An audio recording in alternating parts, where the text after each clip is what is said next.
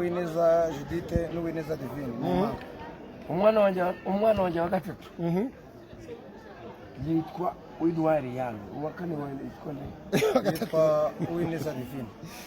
uwa kane umwana nkunda cyane yitwa Didiego Messi.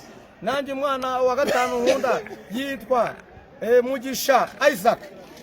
uwa gatanu Ariera Ishimwe. Nanjye wa gatandatu yitwa Joy Mutoni Wase. Gikundiro twese turayikunda. Ayo nayo wihimbiye. Mbonye wa muzungu man. Ngo dufite n'abazungu man. Wa murezi tutakwariya mu kiganiro wa murezi. Umuzungu ndamubonye. Okay, mugiye gutangira. Okay, muratangira uko ngiye maze kugira gute kuba director. Nta kibazo wowe nta kibazo nyute irashira.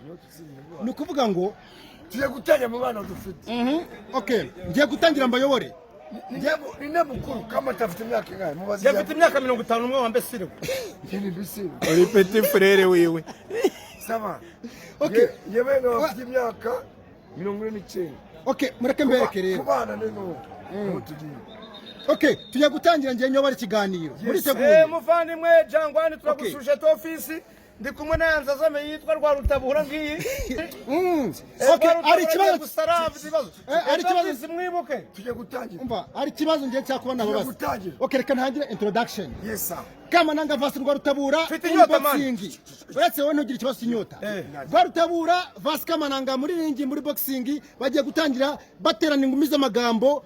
Cyane bagiye gutangira ku mbyaro. Ntabanagira. Ni nda muntu wa mbere ufite abana benshi. Reka turebe. Ufite abana 12. Rwa Rutabura ufite abana bangahe? Ufite 8. Oya ariko ni babiri. Ngiye kubyara indi mwana. Mama Gomez batwite. Mama Gomez batwite. Okay. Asabyara batatu se. Okay, mureke dutangire. Umwana wa mbere wa Rwa Rutabura yitwa nde? Yitwa amazina yose. Iradukunda Eric akaba ari umuganga. Wa mbere wa Kamaranga yitwa Kamikazi Lydia akaba yiga muri University mu Bwongereza Masters. Bagusize bakubaruka ukagera icyangugu. Uwa gatatu. Uwa kabiri akaba ari umwana ukora igihugu. Yitwa Seri Widwayi. Akora igihugu. Nge abakabiri ni impanga bari muri segonderi n'abakobwa, umwe yiga mu Ruhango inde yiga hano i Rurindo, bafite imyaka 21 n'abakobwa yitwa Uwineza Judith n'Uwineza Divine. Uwa gatatu uramuzi Nariane urimo kwigira ubwarimu uramuzi Widwari Young. Kanari mu gatanu primaire. Nabiyakatana polisi.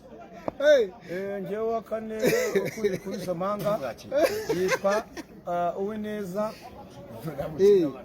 Joy Umutoni Wase. Uwineza Joy Umutoni Wase. Garutabura.